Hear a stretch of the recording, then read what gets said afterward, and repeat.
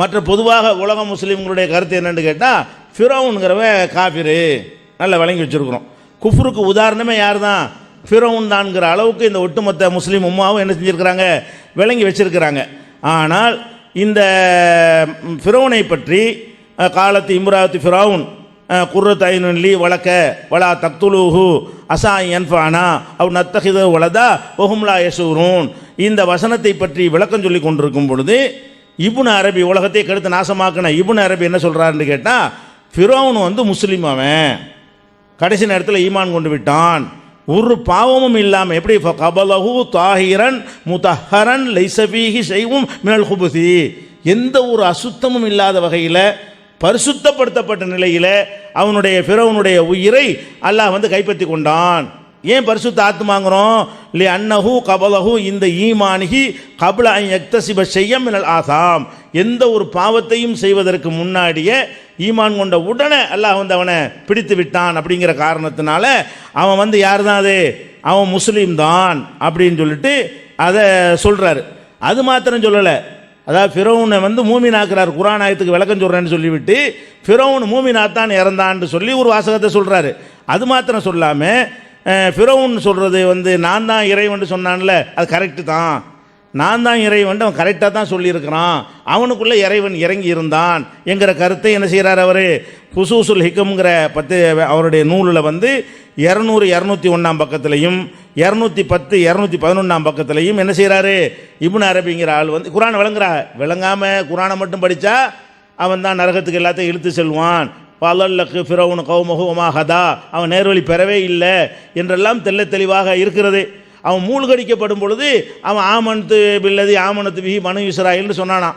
இஸ்ரவேல் மக்கள் யாரை நம்பினார்களோ அவங்கள நானும் நம்பிட்டேன், ஈமான் கொண்டுட்டாங்கிறாரு. ஆனால் அல்லாஹ் அதுக்கு கவுண்டர் கொடுக்குறான், ஆளான ஓ அது அசைத்த மின் கபுல், ஓ இப்போ தான் ஈமான் கொள்வீங்களா, இதுக்கு முந்தைய நீ மறுத்து கொண்டிருந்தாய் என்று சொல்லி அதை அல்லாஹ் ஏற்றுக்கிறல, நரகத்துக்கு அவன் தான் இழுத்துக்கிட்டு போவான். அவ்வளோ ஆதாரங்கள் நிறைய, அது தனி விஷயம். அவர் ஃபிரௌன் முஸ்லீம் என்று சொல்லி ஆர்குமெண்ட் பண்ணுவாரே, ஆனால் அது எப்படி கிறுக்குத்தனன்னு சொல்லிடுவோம். நான் என்ன கேட்குறேன், இந்த ஃபிரௌனை குர்ஆனை ஒட்டுமொத்தமாக ஒரு சாதாரண மனிதன் படைத்தால், ஒரு பொதுவான ஒரு மனிதன் படித்தானேயானால் என்ன வழங்குவான்? ஃபிரௌன்கிறவன் ஒரு பெரிய நபிமார்களுக்கு எதிரியாக இருந்தவன், கடைசி வரைக்கும் கெட்டவனாக இருந்தான், மறுமையில் நரகத்துக்கு போவான், அவன் இஸ்லாத்தை ஏற்றுக்கொள், இப்படித்தான் அதை பற்றி விளங்க முடியும் யாராக இருந்தாலும். ஆனால் குர்ஆனுக்கு விளக்க உரை என்று சொல்ல பெரிய மேதை என்று சொல்லக்கூடிய ஷேகுல் அக்பர் என்றெல்லாம் சொல்லக்கூடிய இந்த வழிகடத்த இப்னு அரபி என்ன சொல்கிறாரு? அவன் வந்து முஸ்லீமாக இருந்தான், ஒரு பாவமும் என்ன செய்யலை, அவர் வந்து செய்யவே இல்லை என்று அவர் சொல்கிறாரு என்பதற்கு நீங்கள் என்ன செய்யணும்? இதுக்கு இது விளக்கமா இது குழப்பமா? இதை ஒருத்தன் படித்தான்னு சொன்னால் விளங்குவானா குர்ஆனுக்கு மாத்தமாக விளங்குவானா? இப்போ குர்ஆன் இஷ்டத்துக்கு சொல்கிறது தான் இமாம்கள் வேலையா? அதை பார்க்குறோம். அதே போல் அந்த இப்னு அரபி ரஹ்மத்துல்லாஹி அலைஹி அவங்க ஃபிரௌனை பற்றி இப்படியெல்லாம் சொல்லியிருக்கிறாங்க, ஃபுசூசுல் ஹிகம் அப்படின்னு சொன்னாங்க.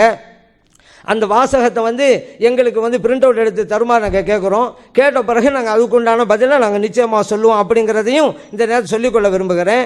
அதே அன்புள்ள சகோதரர்களே, இந்த இப்னு அரபி ஃபுசூசுல் ஹிகம்ல ஃபிரௌனை பற்றி சொன்னதுக்கு பேப்பர் கேட்டாங்க, இந்த கொடுக்குறோம். இது ஒன்று தான் நினைக்காதீங்க, பெரிய பெரிய விஷயம்லாம் இருக்குது. இப்னு அரபி ஒன்றுனா தருவோம், எல்லாத்தையும் கேளுங்க. இதை வாசித்து நீங்கள் அர்த்தம் செஞ்சுட்டு உங்களுக்கு வியாக்கியானத்தை கொடுங்க. உங்களுடைய வியாக்கியானத்தை சும்மா அதை சொல்லு மூடலாக சொல்லாமல் வாசித்து அர்த்தம் செஞ்சு சொல்லணும். விவாத ஒப்பந்தத்தில் என்ன இருக்குது? மூல நூல்களிலிருந்து மட்டுமே ஆதாரம் காட்ட வேண்டும். அவை அச்சு பிரதியாகவோ மென்பொருள் பிரிண்ட் அவுட் பிரதியாகவோ இருக்கலாம். மாற்று அணியினர் கேட்கும்போது அவற்றை காண்பிக்க வேண்டும். மூல நூல் தானே காமிக்கணும். நம்ம ஃபுசூசுல் ஹிகம்னு சொன்னாங்க, கேட்டோம்.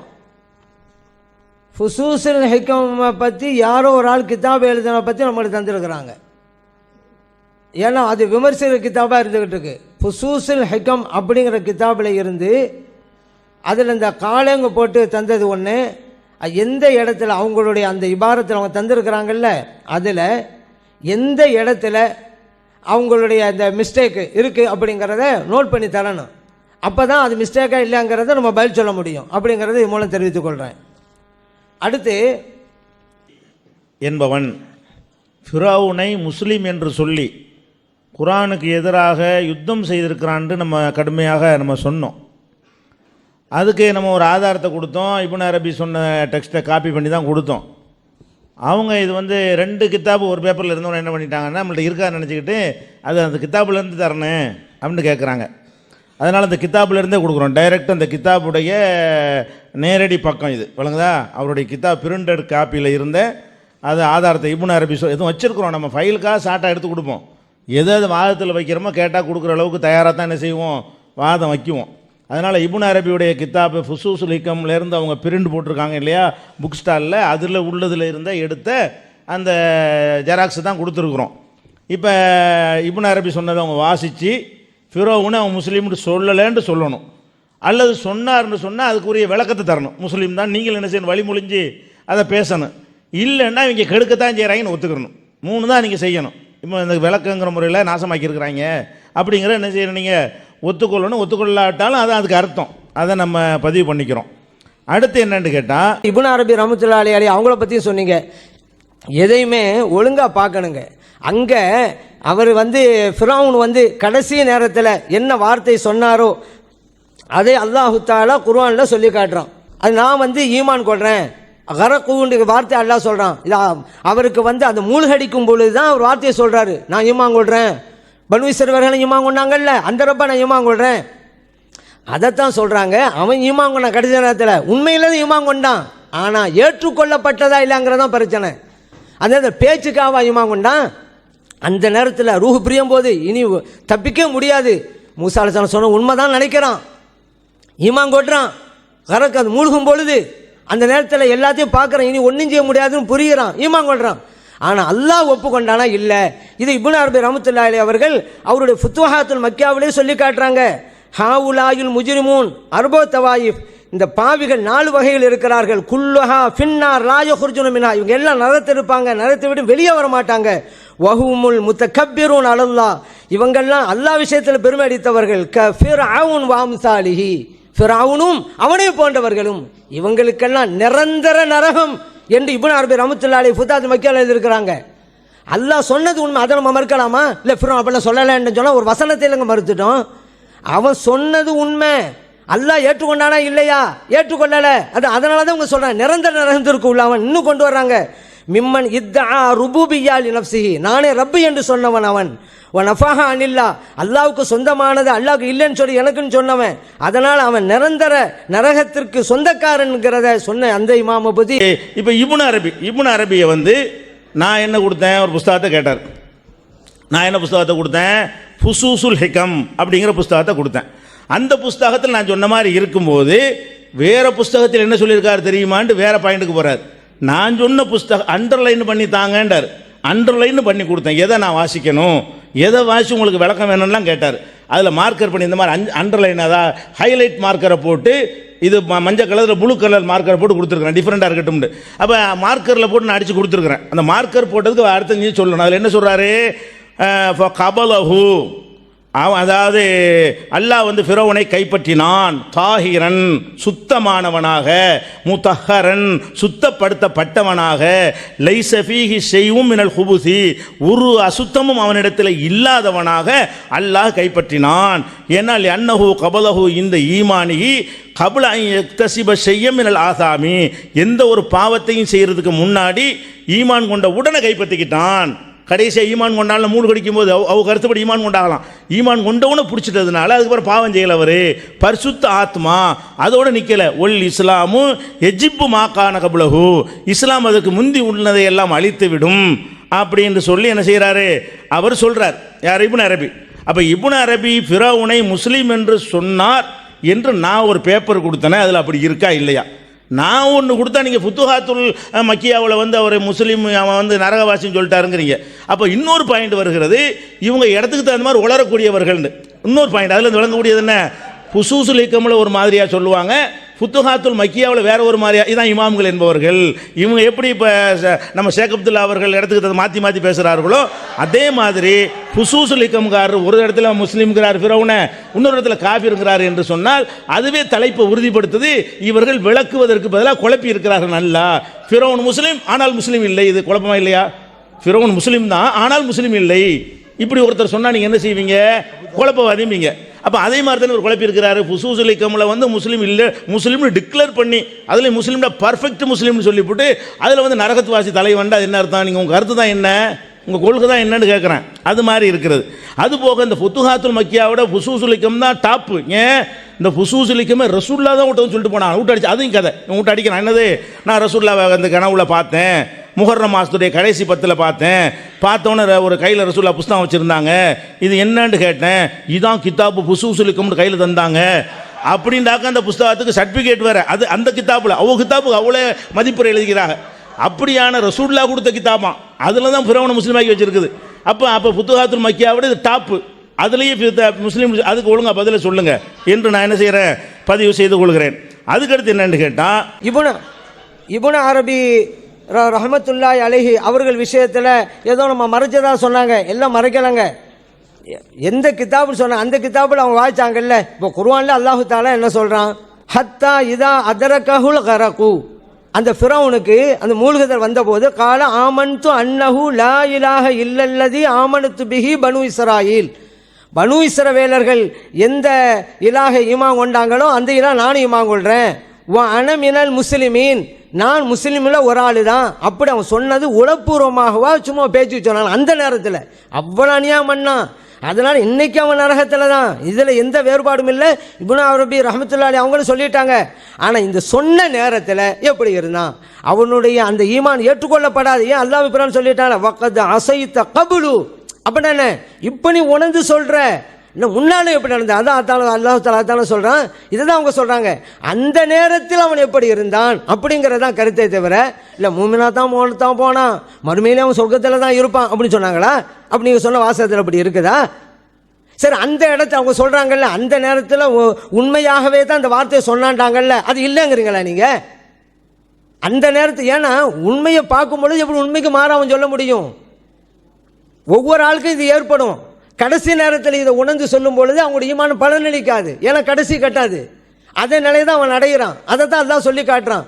இப்போ நீ சொல்றது பொய்ன்னு சொல்லலை. இதுக்கு முன்னால் எப்படி இருந்த, வக்கத் அசைத்த கபுலு, இப்போ வேணாலும் முஸ்லீம் சொல்லலாம், ஈமான் சொல்லலாம். முன்பு மாறு செய்தாய், ஓ குந்தம் செய்தி, முன்பு நீ அநியாயம் செய்தாய், குழப்பம் செய்தாய், அதனால் வெற்றி பெற முடியாதுங்கிறது.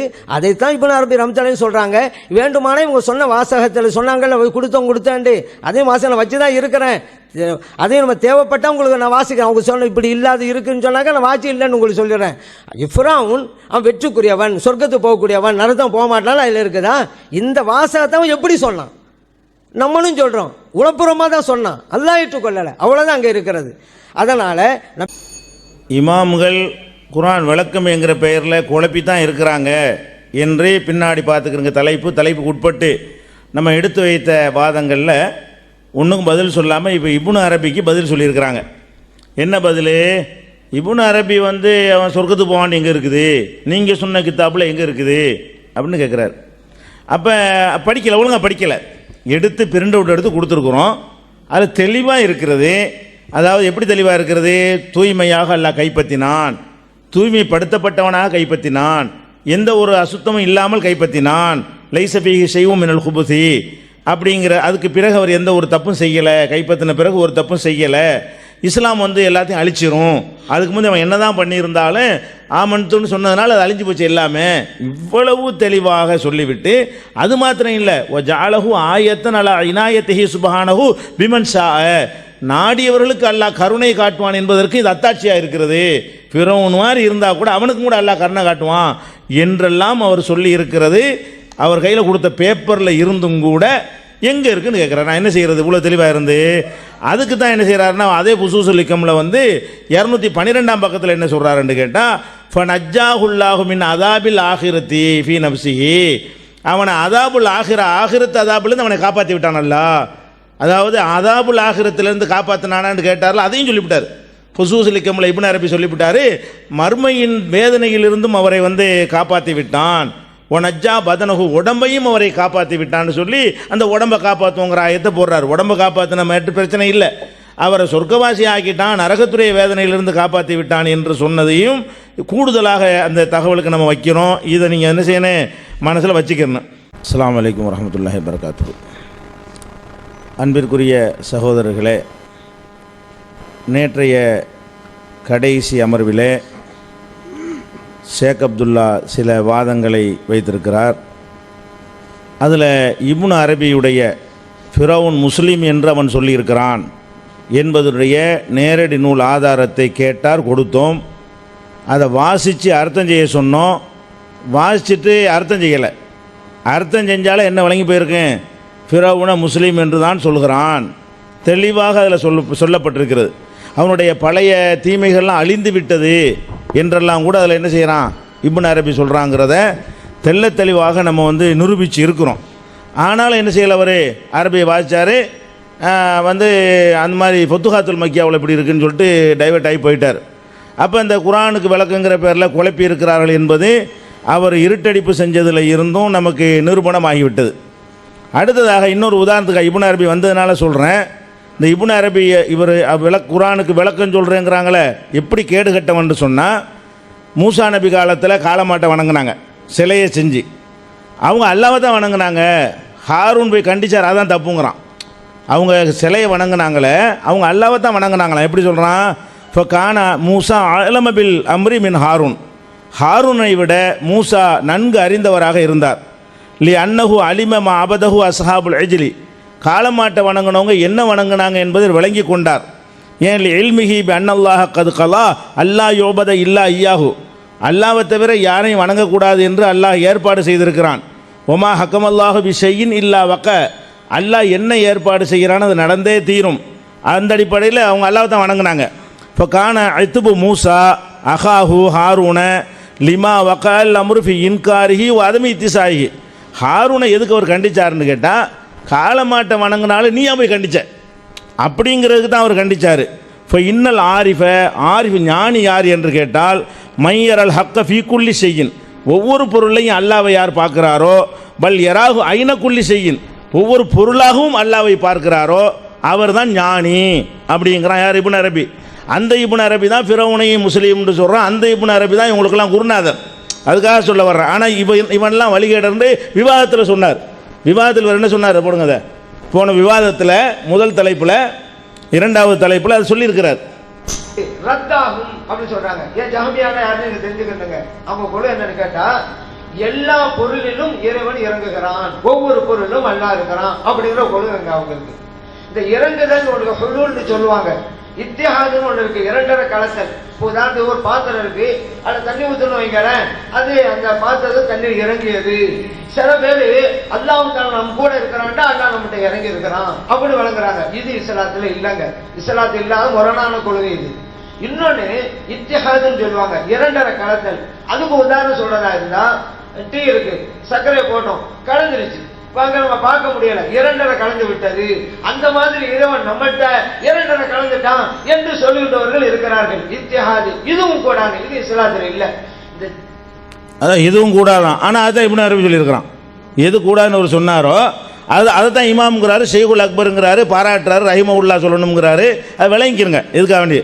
அது மாத்திரம் இல்லை, சந்தர்ப்ப தகுந்தவாறு இடத்துக்கு தகுந்தவாறெல்லாம் பிறண்டு பேசுகிறதுக்கு போன தலைப்பில் அவ்வளோ ஆதாரங்களை காட்டணும்.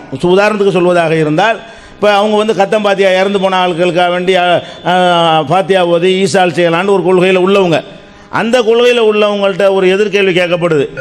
அவங்க என்ன எல்லா நன்மையும் சேர்த்து வைக்கலாங்கிறீங்கள, கணவன் மனைவி சேர்வது கூட நன்மை தானே, அவர் ரெண்டு பேரும் படுத்துட்டு இந்த நன்மையை சேர்த்து வைக்கலாமா அப்படின்னு கேட்கும்போது, இந்த வாதத்துக்காக வேண்டிய இந்த சபையில் சேர்த்து வைக்கலாமே, எங்கள் வீட்டில் எங்கள் பாப்பா மூத்தா போயிட்டாங்க, 10 பேர் பொண்டாட்டியோட வாங்க எங்கள் வீட்டில் படுத்து கிடந்துட்டு அந்த நன்மையை சேர்த்து வச்சுட்டு போங்க அப்படின்னு கேட்கலாம்லாம் சொல்கிறாரு. அது இடத்துக்கு தகுந்தவர், எந்த இடத்துல என்னத்தையும் ஒத்துக்குருவார், எந்த ஒத்தையும் மறுப்பார். அது போடுங்களேன், அதை கத்தம் ஊதுறத அங்கிட்டாலும் போட்டீங்க, நல்ல காரியம் தானே.